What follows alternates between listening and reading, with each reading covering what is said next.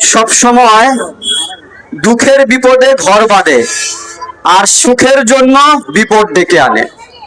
আমরা দেখেছি বিগত সময়গুলোতে বাংলাদেশের এই 54 বছরের রাজনীতিতে ফ্যাসিস্ট আওয়ামী লীগের সাথে জামাতে ইসলামের মতো দলকে জোট বাঁধতে। আমরা দেখেছি দীর্ঘ 17 বছর কিংবা তারও বেশি সময় ধরে জামাতে ইসলামের সাথে বিএনপির জোট বাঁধতে।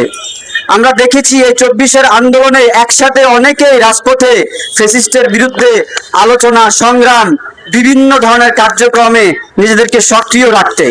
কিন্তু আমরা আবার দিন শেষে দেখেছি সুখের লোভে আমাদের মাঝে দুঃখের যে চিন্তা কিংবা বিপদ সেটা নেমে আসে। মানে কথাটা ঠিক এইরকম যে দুঃখের বিপদে ঘর বাঁধি, সুখের জন্য বিপদ ডাকি। কি করি? দুঃখের বিপদে ঘর বাঁধি, সুখের বিপদে। এখন বিষয়টা কি বোঝার চেষ্টা করেন। এই যে বিএনপি সরকার, এই সরকারকে নিয়ে একটা কথা খুব চাওয়া হয়, খুব বলা হয়।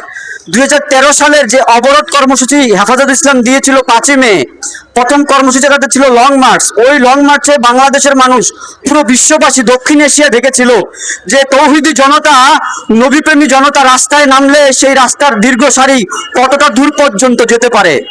তো সেই আন্দোলনের পরে যখন 5 মে ঢাকা অবরোধ ডাকা হলো, অবরোধের রাত্রের বেলায় যখন বেগম খালেদা জিয়া বলেছিলেন বিএনপি এই আন্দোলনে, এই অবরোধ কর্মসূচিতে সংহতি জানাবে, কোনো এক সুখের আশায়, কোনো এক অজানা সুখের আশায় বিএনপির তৎকালীন অনেক নেতৃবৃন্দের মোবাইল ফোন বন্ধ ছিল। তারা কেউ সেইখানটাতে যায় নাই।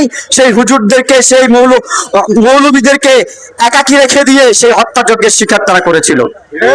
আজকে বিএনপি সরকারের কাছে আবেদন করব, সেদিন কেন আপনারা যেতে পারেননি আমরা জানি না, হয়তোবা কোনো সুখের জন্য, হয়তোবা কোনো সমস্যার জন্য, কিন্তু আজকে আপনাদের সুযোগ এসেছে। আপনারা সেই 5 মে যে অবরোধ কর্মসূচিতে চালানো হত্যাযজ্ঞ, তাকে নিয়ে একটা তদন্ত কমিশন গঠন করুন। আপনারা সেই ফ্যাসিস্টের যে পরিকল্পনা, মাস্টার মাইন্ড যে পরিকল্পনা, কিভাবে ঘটেছিল সেই গণহত্যা, সেই গণহত্যার পরিকল্পনা জাতির সামনে উপস্থাপন করে কারা কারা জড়িত ছিল, আপনারা সেই বিচার কার্যকে সুষ্ঠুভাবে পরিচালনা করে দেশের সামনে উপস্থাপন করুন। আপনারা হয়তোবা সেই সময় কোনো এক কারণে থাকতে পারেননি, কিন্তু এই সময় আপনারা সেই বিচার নিশ্চিত করার জন্য সর্বস্ব সচেষ্ট আছেন। এই আবদার আপনাদের কাছে আমরা জানাই।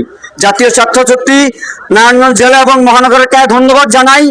দেশের ইতিহাসে এরকম কলঙ্কজনিত একটা ইতিহাসকে সামনে তুলে এনে তার বিচার দাবিতে আজকে যে সমাবেশ কিংবা বিক্ষোভ মিছিল আপনারা আয়োজন করেছেন, এভাবেই আমাদের প্রজন্মের মাঝে বিপ্লবী চেতনা বেঁচে থাকবে। এভাবেই এই বাংলাদেশ, অবহেলিত বাংলাদেশ, তার কাঙ্ক্ষিত লক্ষ্যে পূর্ণ সার্বভৌমত্ব কিংবা পূর্ণ স্বাধীনতা ফিরে পাবে। ইনকিলাবের দাওয়াত দিয়ে ইনকিলাব জিন্দাবাদ বলে বক্তব্য শেষ করছি। আসসালামু আলাইকুম রহমতুল্লাহ।